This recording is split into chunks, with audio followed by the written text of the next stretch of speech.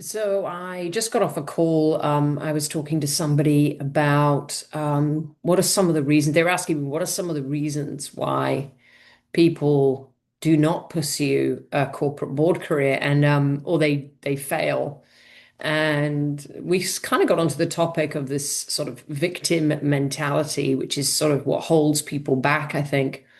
It gives them an excuse as to why they shouldn't go after something. And often it's maybe something they don't feel confident about, so they give themselves an excuse. I've heard a lot of excuses. I've heard I'm too old, I'm too young. I've heard what was the other one? I'm male, I'm female.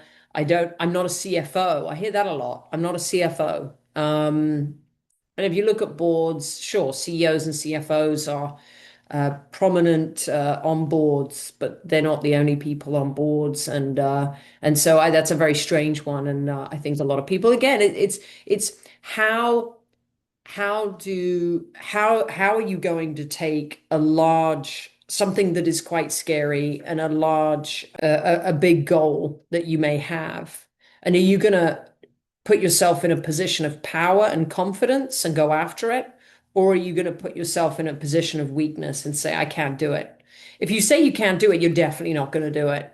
I've worked with people who initially they thought they wouldn't do it. I built their confidence.